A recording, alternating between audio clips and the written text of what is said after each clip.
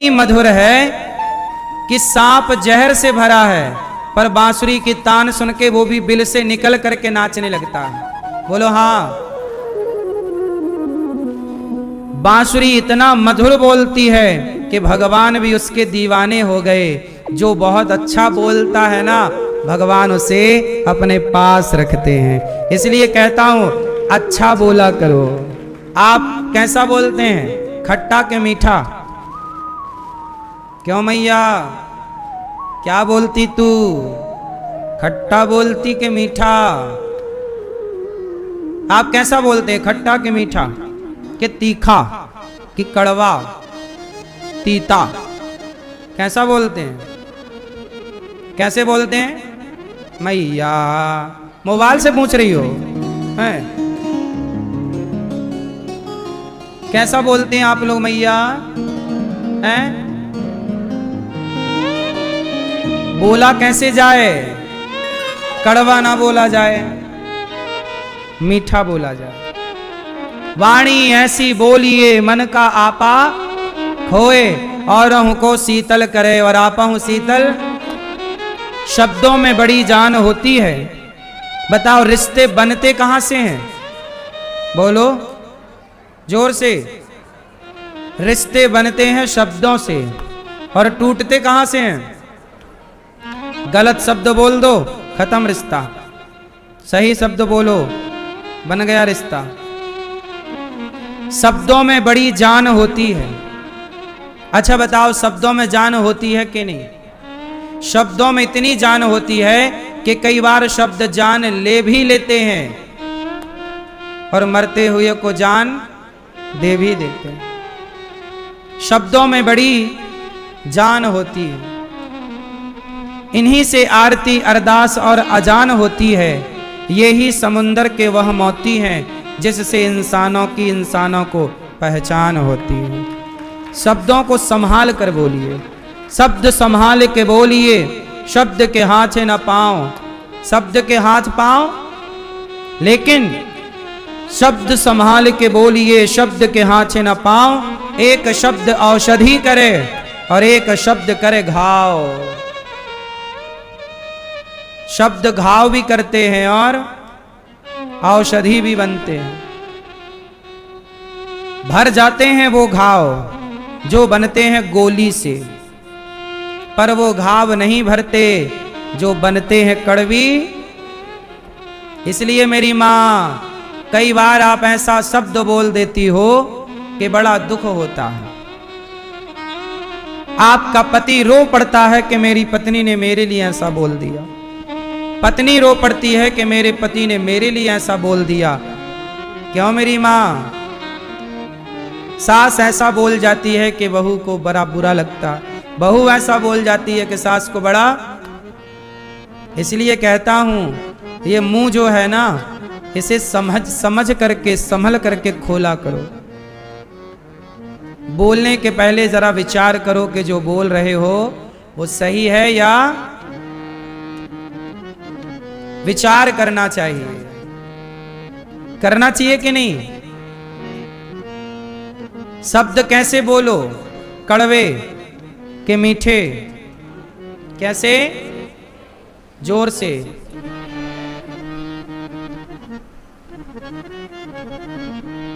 कैसे शब्द हों? कैसे शब्द हों? वाणी ऐसी बोलिए मन का आपा खोए, और को शीतल करे आपहु शीतल होए। वाणी ऐसी बोलिए। वाणी कैसी बोलिए?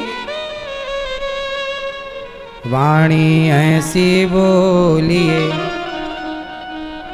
मन का आपा खोए, और को शीतल करे आपहु शीतल होए। क्यों मैया, कैसा बोले? चलो एक छोटी सी कथा सुनाता हूं। एक राजा था।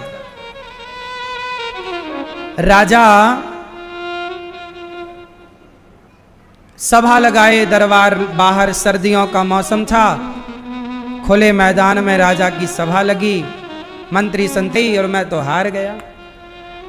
तभी एक बूढ़ा आदमी आया, महाराज रुको, एक मौका मुझे भी दे दो, मैं बता सकता हूं कि असली हीरा क्या है और नकली हीरा अंतर क्या है। राजा बोले क्यों मजाक उड़वाओगे अपना, तुम बूढ़े हो गए हो, तुम जौहरी भी नहीं हो, प्रोफेशनल जौहरी नहीं था वो तो एक आदमी सामान्य प्रजा का था। बोले महाराज मुझे मौका तो दो। वो बूढ़ा आदमी आया और उसने दोनों हीरे उठाए और दोनों हीरों को ले जाकर धूप में रख दिया, और धूप में रखने के बाद आधा घंटा बाद उठा करके बोला महाराज ये हीरा असली है और ये नकली है। सबको आश्चर्य हुआ, जिसका वो हीरा था उसे भी आश्चर्य हुआ, क्योंकि ये आदमी जो कह रहा था बिल्कुल सत्य कह रहा था। राजा ने कहा कि आप तो जौहरी नहीं हो, फिर आपने पहचाना कैसे कि ये असली और ये नकली? बड़े बड़े जौहरी तो ना पहचान पाए। तब वो आदमी बोला महाराज मैंने धूप में रख दिया, जो गर्म हो गया वो क्या था? जो धूप में गर्म हो गया वो क्या था? जोर से, वो नकली था। और जो धूप में भी ठंडा रहा वो असली। हीरा बहुत ठंडा होता है, पत्थर गर्म होए धूप में पर हीरा गर्म। हाँ, राजा को आश्चर्य लगा, कितने बड़े बड़े जौहरी ना बता पाए, आपने इतनी गहरी डेफिनेशन बता दी, परिभाषा बता दी। अब देखो जरा, जो गर्म हो जाए वो पत्थर है और जो ठंडा रहे वो हीरा है। आप बताओ कि आप लोग भी बात बात में गर्म होते हो कि नहीं? यदि आप गर्म होते हो तो आप पत्थर क्वालिटी के हैं, और यदि आप हर परिस्थिति में दिमाग को ठंडा रखते हैं और ठंडे दिमाग से सोचते और विचारते हैं तो आप हीरा हैं, आप हीरा। कुछ लोगों को गुस्सा नाक में ही धरा रहता है। बोलो हाँ, ये कौन लोग हैं? सस्ते लोग। कौन है ये? जिन्हें बात बात में गुस्सा आए, वो कौन लोग हैं? जोर से हैं? सस्ते। और जो बड़े जोर से बोलते हैं ये कुत्ता क्वालिटी के लोग हैं। कुत्तों की तरह जोर से वाह वाह वाह वाह वाह। ये किस क्वालिटी के हैं? कुत्ता क्वालिटी के। क्यों मैया? सवेरे से ऐसे ही लड़ रहे हैं, पूरा गांव सुन रहा है। ये सब कुत्ता क्वालिटी के हैं। बोलो हाँ। लड़ाई भी ऐसी करो कि घर के बाहर आवाज ना जाए। जमाने को क्या सुनवाना है? घर में लड़ाई तुम लड़ रहे हो, जमाना सुनेगा तो हंसेगा, कोई तुम्हें समझदार तो ना कहेगा। तुम अपनी सास से लड़ो, पति से लड़ो, और जमाना देखे तो तुम्हें समझदार ना कहा जाएगा, घटिया कहा जाएगा, घटिया, कुत्ता क्वालिटी।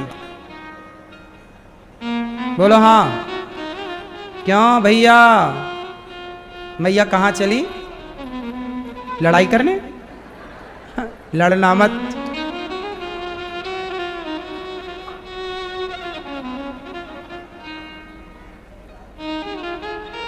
मैया, झोला वाली मैया बैठ लो, मेरी माँ रंग देवी आओ, ललिता आओ, सबको बुलाया भगवान ने, नाम ले ले करके बुलाया। काय के लिए गोपियों को बुला रहे हैं? निशम्य गीतम तदिनंग वर्धनम व्रजश्रियः कृष्ण गृहीत मानसा आजग्मुरन्योन्यमलक्षितोद्यमा सयत्र कांतो जविलोल कुंडला। निशम्य गीतम तदनंगवर्धनम व्रजश्रियः कृष्ण गृहीत मानसा।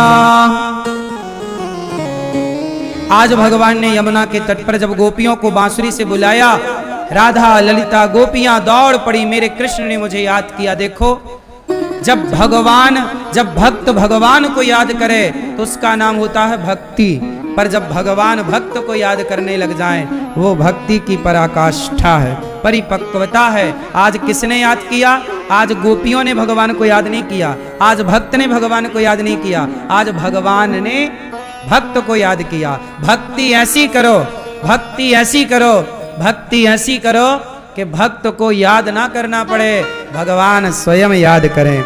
शबरी माता ने ऐसी भक्ति की कि शबरी राम को याद नहीं करती, राम शबरी का घर पूछते पूछते जाते हैं कि क्या भैया शबरी का घर कहाँ है। क्यों माँ? भक्ति कैसी हो? उच्च कोटि की हो, ऐसी हो कि हम ना पूछें भगवान का पता, भगवान पूछें हमारा पता कि शबरी कहाँ रहती है। भैया शबरी का घर कौन सा? भक्ति करो तो ठिकाने की करो, वरना भक्ति का नाम ले ले करके कुछ गलत ना हो। भगवान की आड़ में, भक्ति की आड़ में कहीं आप अपने आप को धोखा तो नहीं दे रहे हैं? ये सवाल अपने आप से जरूर पूछिएगा। आप अपने आप को धोखा तो नहीं दे रहे हैं? गोपियां कैसी भक्ति कर, अब देखो भक्ति कैसी करनी है, आओ हम आपको समझाएं, सिखाएं, बताएं गोपियों से। गोपी, पहले आप लोग बताओ गोपी किसे कहते हैं? मैया, ओ पीली मैया, जा रही हो मेरी माँ? जाओ, पर बताओ गोपी किसे कहते हैं, बता के जाओ।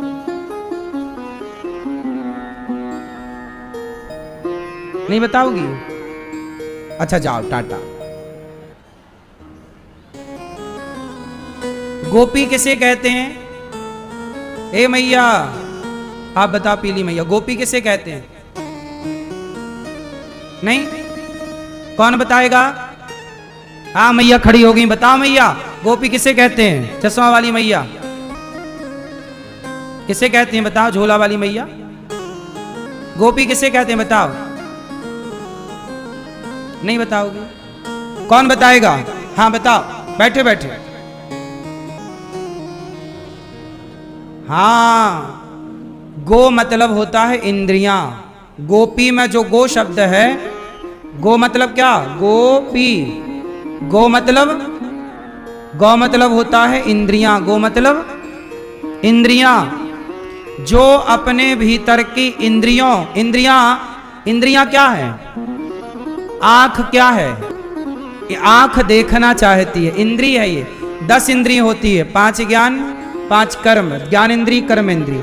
आंख देखना चाहती है अच्छे रूप को, कान सुनना चाहते हैं अच्छे शब्द को, जिह्वा चखना चाहती है अच्छे स्वाद को, चमड़ी स्पर्श चाहती है, अच्छा अच्छा टच करना चाहती है, स्पर्श। हमारी जो इंद्रियां हैं, गौ मतलब जो हमारी इंद्रियां हैं, उन इंद्रियों के रस को पी करके समाप्त कर देना। मतलब कोई, आपने किसी से सुना कि हम तो इतना रोए कि अब तो आंसू नहीं निकलते, हम अपने आंसू पी जाते हैं। आंसुओं को पी जाने का मतलब है कि आप इतना रो चुके कि अब आंखों के आंसू सूख गए, आंखों के आंसू पी लिया। उसी तरह अपनी इच्छाओं को समाप्त कर देना, अपनी इंद्रियों पर कंट्रोल कर लेना। गोपियों ने क्या किया? अपनी इंद्रियों पर कंट्रोल किया। देखना चाहती हैं आंख, तो आंखों को क्या दिखाओ? केवल गोविंद के चरण, गोविंद को दिखाओ कि देख, ए आंख, देखना है तो केवल प्रभु को देख, सुनना है तो केवल भगवान की कथा सुन, बोलना है तो केवल भगवान का कीर्तन बोल, छूना है तो केवल भगवान के भक्तों के चरण छू और सेवा के लिए हाथ बढ़ाओ, भगवान की और भगवान के भक्तों की सेवा। तो अपनी समस्त इंद्रियों को गोपियों ने समर्पित कहाँ कर दिया? भगवान में। जहां आंख भगवान से ना हटे, वाणी भगवान से ना हटे, कान भगवान से ना हटे, स्पर्श भगवान का ना हटे, और गंध केवल भगवान के निर्माल्य की हो, तब समझ लो कि आप गोपी बनने की स्थिति में पहुंच गए। और जो इंद्रियों को समाप्त कर लेगा पीकर, उन्हीं को भगवान अपने रास में आमंत्रित करेंगे, बुलाएंगे, आओ हम तुम्हारे संग रास रचाना चाहते हैं। अच्छा ये बताओ, आप में से कितने लोग भगवान के संग रास रचाना चाहते हैं?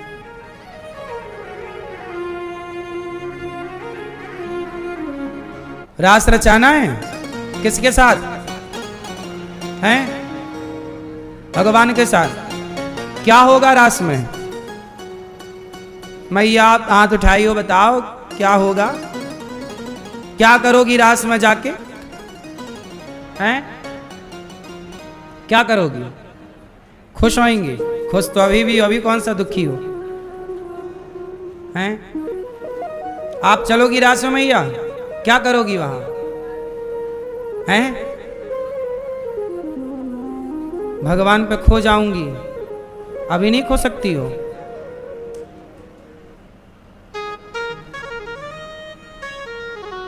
रास में गोपियों को भगवान ने बुलाया, आओ आओ। और सारी गोपियां जब आईं तो क्या छोड़कर आईं? पहले ये बताओ, आप गोपी की क्वालिटी की बनना चाहती हो कि नहीं? भगवान रास किसके संग रचा रहे हैं? गोपियों के संग। गोपी कौन? शंकर जी गोपी बनकर आए। शंकर जी क्या बनकर आए? क्या बनकर आए?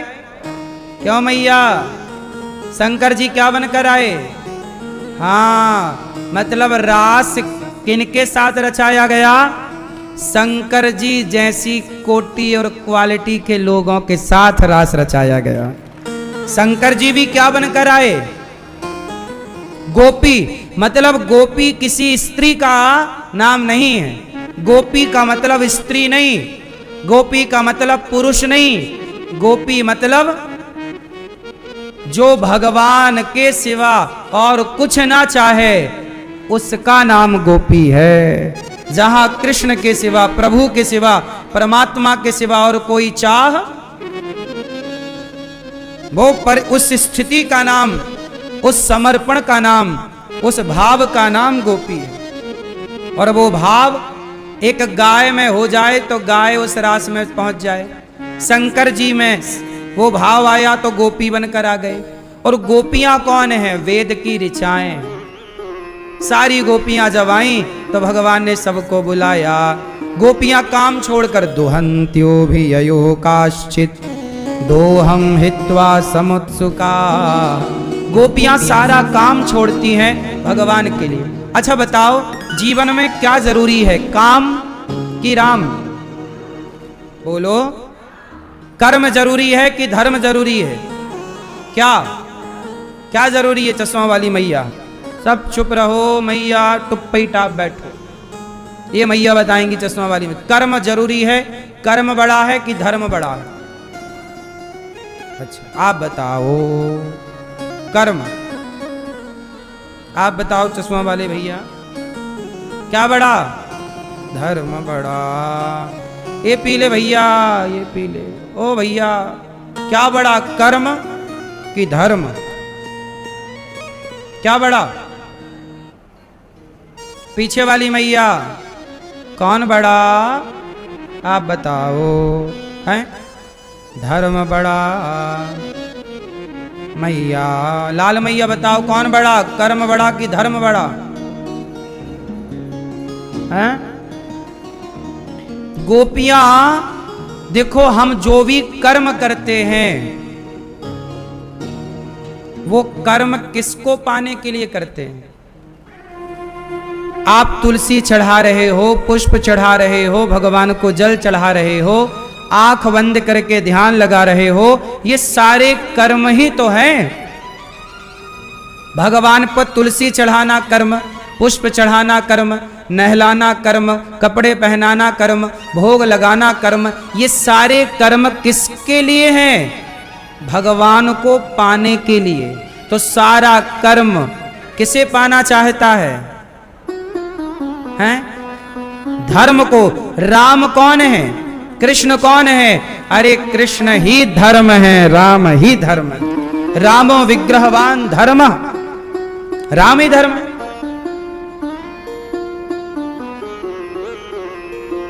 कृष्ण विग्रहवान धर्म, कृष्ण ही धर्म है।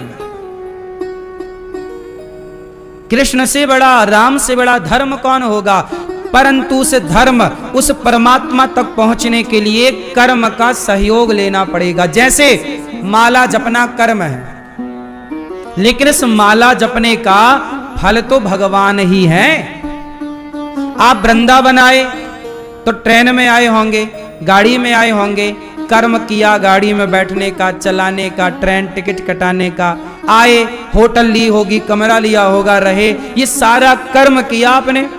पर कर्म के पीछे चाह क्या है? वृंदावन में बिहारी जी का दर्शन करें और भगवान की कथा सुने। मूल में भगवान को पाने के लिए ही आपने इतना सारा कर्म किया है।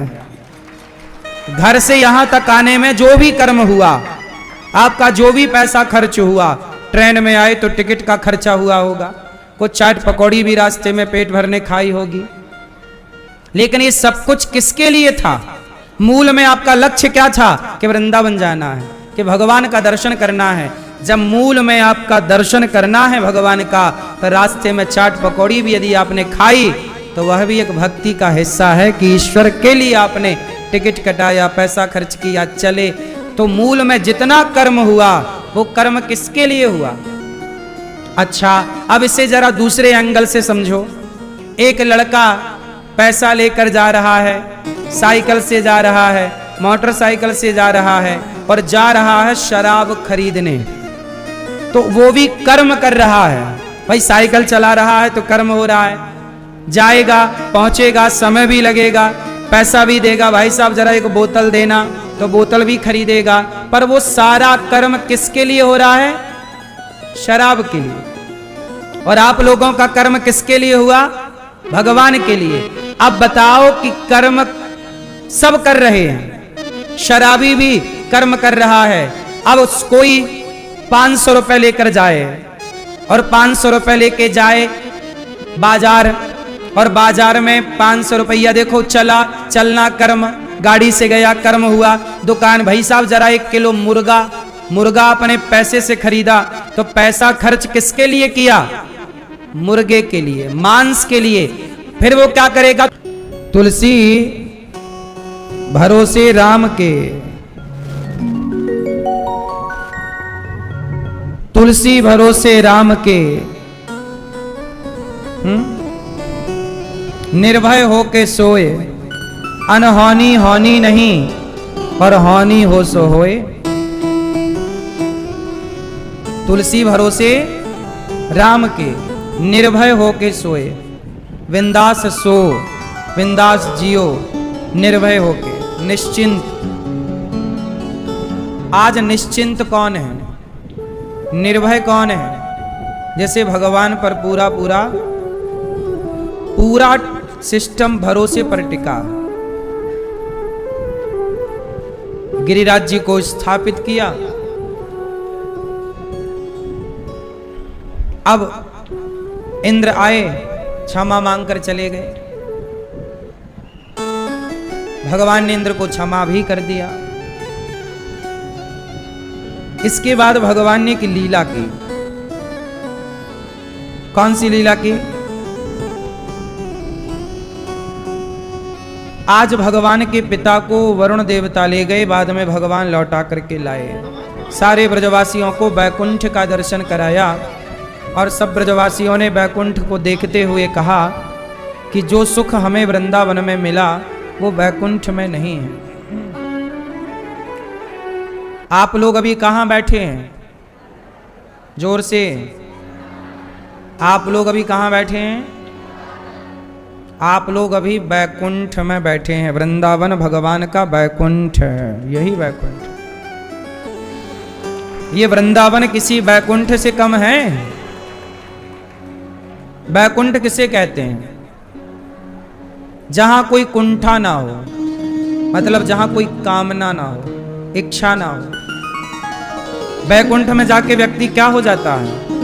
निष्काम। आप यहां निष्काम हो गए तो यही बैकुंठ है, घर में निष्काम हो गए तो घर ही बैकुंठ है। इसलिए कोशिश करो कि आप अपने घर को, अपने वातावरण को बैकुंठ जैसा बनाएं। आज भगवान ने गोपियों के कपड़े चुराए हैं। गोपियां नहा रही थीं, भगवान गोपियों के वस्त्र चुरा के बैठ गए कदम के पेड़ पर। अच्छा बताओ, भगवान ये कपड़े अपड़े तक चुरा लेते हैं नहाते समय गोपियों के? ये सब कपड़े अपड़े चुराना सही है कि गलत है? क्यों? मैया जा रही हो मेरी माँ?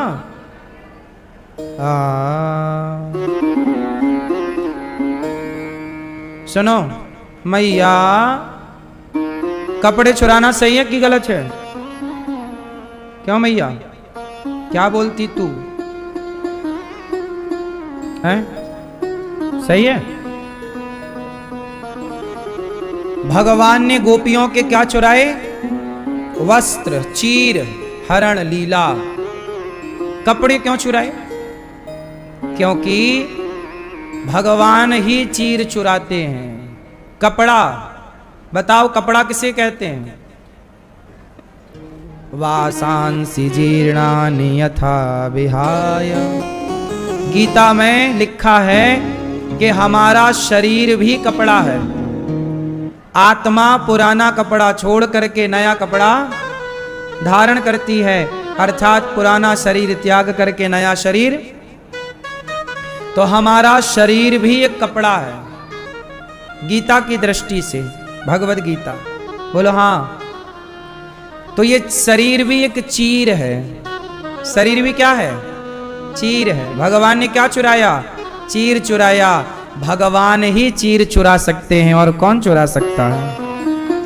मतलब शरीर का कपड़ा भगवान ही तो उठा सकते हैं और भगवान ही दे सकते हैं। आपको अगला जन्म, ये जन्म किसने दिया? तो चीर चुराने वाले और लौटाने वाले कौन है?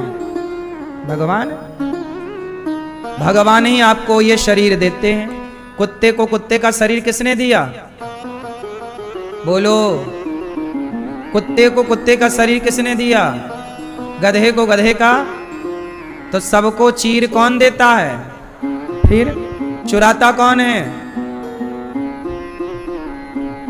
माटी में जल गया, वो चिता पे जल गया, माटी हो गया, किसने चुरा लिया? सबका चीर लेना, चीर देना, ये किसका काम है? बोलो मेरी मां। भगवान का काम है ये। तो गोपियों के कपड़े चुरा लिए भगवान ने। अच्छा, गोपियां निर्वस्त्र होके नहा रही थी। कैसे नहा रही थी? निर्वस्त्र होकर। कहां नहा रही थी? यमुना जी में।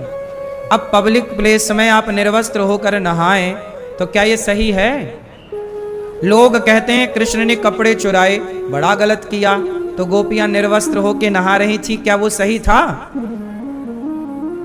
भगवान ने कपड़े चुराए गोपियों को मैसेज देने के लिए कि ये जो तुम नहा रही हो ना, ये गलत तरीका है। चुराने का मतलब है कि वहां गोपियों को सबक सिखाना कि आज हमने चुराए, कल कोई और लेके भाग जाए तो तुम तो बिल्कुल निर्वस्त्र रहोगी, और ये मर्यादा का उल्लंघन है। इसलिए भगवान कहते हैं कि स्नान करते समय भी कुछ ना कुछ वस्त्र शरीर पर होना ही चाहिए।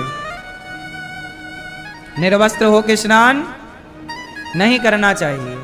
हमारे भारत में भगवान ने गोपियों को सिखाया कि वस्त्र पहन के नहाओ।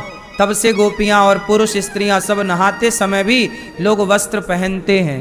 विदेशों में भगवान ने वस्त्र नहीं चुराए, तो देखो वहां की महिलाएं आज भी लगभग निर्वस्त्र होकर नहाती हैं, वो भी पब्लिक प्लेस में, समुद्र में। बोलो हाँ कि ना? इसलिए कपड़े चुराना जरूरी था, नहीं जरूरी था। ए मैया देखो, माँ बेटा दोनों सो रही, देखो देखो, सोने दो सोने। छोरा भी सो रहा, मैया भी बोली मैं काहे को बचूं, मैं भी सो ही लूं छोरा के संग। मैया सो लो। तो गोपियों के कपड़े भगवान ने चुराए और लौटाए। तो आप लोगों को क्या लगता है, कपड़े चुराना गलत था या सही था? किस किस को गलत लगता है, किस किस को सही लगता है? सही है। गोवर्धन उठाए, क्या मैसेज है? भगवान कहते हैं कि गोवर्धन मतलब जहां गाय चरती है उस जगह का नाम गिरिराज जी, गोवर्धन। जहां गाय चरती है, गौचारण भूमि को अपने पलकों पर, अपने हाथों पर उठा करके रखना चाहिए। आज गौचारण भूमि पर लोगों ने कब्जा कर लिया, जिसके कारण आज गैया सड़कों पे खड़ी होती है। अच्छा ये बताओ, मानव जाति ने जरूरत से ज्यादा पशु पक्षियों पर, जीव जंतुओं पर अत्याचार किया है या नहीं किया? उत्तर दो। मनुष्य ने अपने स्वार्थ के लिए, देखो मनुष्य ने इतना स्वार्थी हो गया मनुष्य कि अपने लिए उसने जंगल के जंगल उजाड़ दिए। जब जंगल उजड़ गए तो जंगल में रहने वाले पशु पक्षी की प्रजातियां तक लुप्त हो गईं। आपको पता है बहुत सारी प्रजातियां पशु पक्षियों की ऐसी हैं जो लुप्त हो गईं, क्योंकि उनको रहने की जगह ही नहीं मिल रही है। बोलो हाँ। अब देखो, हम बचपन में बहुत सारे, हम सब ने, आप सब ने बचपन में गौरैया नाम की चिड़िया देखी होगी। जरा सी होती, इतनी सी, फुदक फुदक के आंगन में घूमती रहती है। बोलो हाँ। अब वो चिड़िया ना बिल्कुल लुप्त होने की स्थिति, गांव में तो अभी मिलती है पर अब शहरों में ना के बराबर है, नहीं ही है। अब पुराने कोई गांव हो वहां पे मिलेगी, पर बाकी कस्बों में, बड़े और बड़े शहरों में अब वो चिड़िया, समझ रहे हो, गौरैया को फुदकती थी, खाते समय हम लोग उसे चावल डालते तो वो खा लेती थी गौरैया। अब ये चिड़िया क्या हो गई? केवल इंसान ने अपना तो विकास कर लिया पर प्रकृति खतरे में पड़ गई, पशु पक्षियों का अस्तित्व खतरे में है। सुनो, पहले खेतों में क्या होता था? केंचुआ। क्या होता था? केंचुए होते थे ना। जब से यूरिया डीएपी डलने लग गई, सारे खेतों के अब केंचुए ढूंढ के देख लो, एक भी नहीं मिलेगा। जबकि वो केंचुआ किसान का सबसे बड़ा दोस्त है। वो माटी को खा करके भुरभुरी बनाता है, जिससे उपज अच्छी होती है। किसान का सबसे बड़ा दोस्त कौन है? केंचुआ। पर वो केंचुए आज सारे खत्म। केंचुए पे आप जरा सा नमक डाल दो या डीएपी डाल दो, तड़प तड़प के मर जाता है। डीएपी यूरिया डाल दो, मर जाएगा। प्रकृति से सारा तो छीन लिया आप लोगों ने, बचा क्या? गाय। गाय सड़कों पे क्यों बैठती है? हमारे देश में सरकारी दस्तावेजों में, सरकार के रिकॉर्ड में गौचर भूमि होती है। हर गांव में क्या होती है? गौचर भूमि। अब किसानों ने गौचर भूमि पर कब्जा कर लिया, कुछ लोगों ने।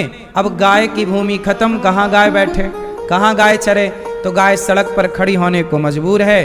ट्रक वाला धक्का मार के चला जाता है, उसके हाथ पांव टूट जाते हैं।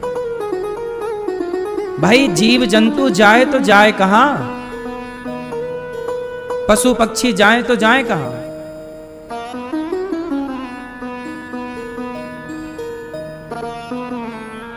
कहां जाए बताओ? गैया तो बेचारी मजबूर है। आप लोग गाय को रखते भी नहीं,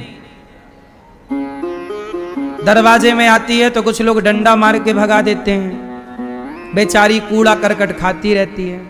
जिस देश में गाय माता का सम्मान पाकर पूजा करती थी, आज उसी देश में गाय की स्थिति ये है कि कूड़ा करकट खा करके अपना गुजारा कर रही है। वो गाय किससे बताए गाय अपना दुख? आप कितने लोग शंकर जी के मंदिर जाते हो? हाथ उठाओ। जाते हो? शंकर जी के मंदिर में पहला दर्शन किसका होता है? बोलो। गाय का बेटा बैठा है वहां, नंदी। कौन बैठा है? हर शिवालय में कौन बैठा है? नंदी। गाय का बेटा बैठा है, नंदी। तुम शंकर जी के मंदिर तो जाते हो, तुम नंदी पत्थर के नंदी पर तो पानी चढ़ाते हो, पर सच्ची के नंदी को कितनी रोटी खवाते हो, कितनी गिलास पानी पिवाते हो? सच्ची का नंदी तो मर रहा है और पत्थर के नंदी के तुम पांव दबा रहे हो। विडंबना है।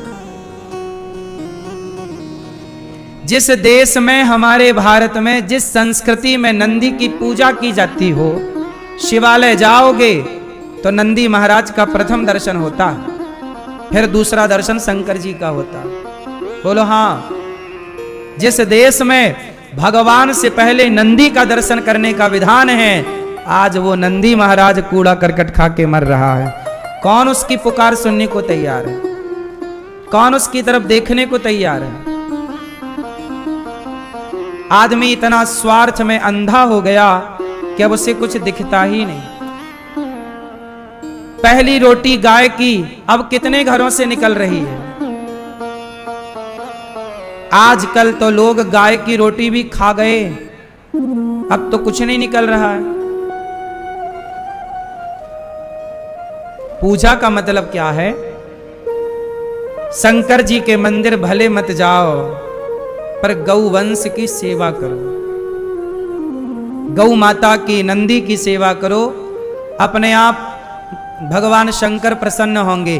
अरे शंकर जी का वाहन है नंदी, शंकर जी का वाहन है। तुम ओम नमः शिवाय तो जपते हो, भोलेनाथ का नाम तो जपते हो, पर शंकर जी जिस वाहन पर बैठे हैं, आज वो कत्ल खानों में जा जाके कट रहा है। विडंबना है ना। अब इस देश में गाय को चरने की भूमि नहीं बची, बैठने की जगह नहीं बची। कहां जाए गाय? कुत्ता बड़ी बड़ी गाड़ियों में घूम रहा है और गाय पॉलीथीन खा रही है। जूता शोरूम में बिक रहा है और भगवत गीता फुटपाथ पर बिक रही है। ये कलयुग है साहब। हमारे देश में जूता कहां बिकता है? बोलो। शोरूम में बड़े तरीके से रखा है जूता। जूता बिकता है शोरूम में और भगवत गीता बिकती है फुटपाथ पर। क्या है ये? 4,000 5,000 के लोग जूते खरीद लेते हैं, पर 10 रुपए की भगवत गीता नहीं खरीदते। 1-1 लाख का आदमी कुत्ता रख लेता है, पर गाय कुत्ते के लिए बिस्किट, दूध और उसका प्रोटीन पाउडर कुत्ते वाला, पर गाय को एक रोटी भी देना लोग उचित नहीं समझ रहे हैं। हम ये नहीं कहते कि कुत्ते का आदर ना हो, कुत्ता तो हमारे यहाँ आखिरी रोटी कुत्ते की निकलती है। कुत्ता को भी रोटी दो, जरूरत पड़े तो दवाई कराओ। हर प्राणी पर हम दया करने वाले लोग हैं। लेकिन एक बहन मेरे से बोलने लग गई कि कुत्ता भी जानवर है, गाय भी जानवर है, तो दोनों में अंतर क्या है महाराज? देखो, सबसे बड़ी गलती सरकार ने की है, सबसे बड़ी गलती हमारे कानून ने की है। और वो गलती क्या है कि गाय को जानवरों की श्रेणी में लाके रख दिया। लोग कहते हैं जैसे कुत्ता जानवर है ऐसे गाय भी एक जानवर है, जबकि आपको बताएं कि हमारे वेदों ने, हमारे पुराणों ने गाय को जानवर की श्रेणी में नहीं रखा, गाय को माता की श्रेणी में रखा है। गावो विश्वस्य मातरा। पहली बात तो ये करो कि गाय को जानवर की श्रेणी से हटाओ। गाय जानवर नहीं है। अब आप कहोगे महाराज जी वो तो जानवर ही है, हम लोगों को तो यही पढ़ाया है। क्या करें, तुम्हारी पढ़ाई ही गलत है, हम क्या करें? यदि गाय जानवर है तो बताओ गाय को फिर माता क्यों कहते हैं? और माता कोई हम थोड़ी कह रहे हैं, हमारे कृष्ण ने माता कहा है, हमारे राम ने माता कहा है। कोई हम चलो हमारा दिमाग खराब हो गया हो कि हमने ही माता कहना शुरू कर दिया हो, तो नहीं। हमारे तो भगवान भी आए और गाय को उन्होंने माता कहा, नहीं कहा? बोलो भाई, कृष्ण आए, राम आए, गाय को क्या कहा? माता कहा। हमारे बाप दादों ने गाय को माता कहा। हमारे यहां उस माता का कहते हैं जब तक गाय का दूध ना हो और गाय के दूध में घी ना पके, घी नहीं खीर ना पके, तब तक वो खीर यज्ञ में आहुति नहीं होती, और जब तक खीर की आहुति ना हो तब तक यज्ञ पूरा नहीं होता। बात समझ में आई कि नहीं? हाँ कि ना? समझ में आई? बिना ये बताओ, जब हवन होता है तो लोग कहते हैं ना कि कुत्ता जानवर है और गाय भी, तो कुत्ता को रखें, गाय की क्या जरूरत है? ये बताओ, जब यज्ञशाला बनती है ना तो यज्ञशाला गाय के गोबर से लीपी जाती है, कुत्ते के गोबर से नहीं। ये बताओ, हवन करते हो तो यज्ञ में किसका घी लगता है? बकरी भी दूध देती है और उसका भी घी हो सकता है। भैंस भी दूध देती है और भैंस का भी घी हो सकता है। बोलो हाँ। पर जो यज्ञ का विधान है, यज्ञ में बकरी का घी नहीं लगता, भैंस का घी नहीं लगता, शुद्ध देसी भारतीय वेद लक्षणा गाय का ही घी लगता है, तब यज्ञ पूरा माना जाता है। इसलिए मेरी मां, गाय को रखना, गाय जिसके घर में गाय है वही घर घर है, वरना वो घर घर नहीं है। गाय के बिना घर घर है? फिर बताओ, घर को घर किसके रहने से कहा जाता है? जिस घर में तुलसी ना हो, जिस घर में शालिग्राम भगवान ना हो, जिस घर में गाय ना हो, वो घर नहीं, शमशान है, मरघट है। इसलिए पाकिस्तानी थोड़ी गाय की सेवा करेंगे, तुम सनातनी तो कम से कम गाय का महात्म जानो, तुम तो कम से कम गाय को समझो। तुम ही गाय की सेवा नहीं करोगे तो फिर गाय की सेवा की उम्मीद किससे करें? इसलिए कहता हूं, गाय के लिए कम से कम थोड़ा बहुत भूसा का ही दान कर लिया करो। आप घर पे गाय नहीं रख सकते तो गौरी गोपाल गौशाला में अपनी एक गाय ले लो कि ये गाय हमारी, हम इस गाय को रोटी पहुंचाते रहेंगे और हम इस गाय की सेवा करते रहेंगे। गौरी गोपाल गौशाला में 125 से ज्यादा नंदी हैं। सोचिए, नंदी, आप लोग गाय की सेवा नहीं कर पाते तो नंदी की कैसे करोगे?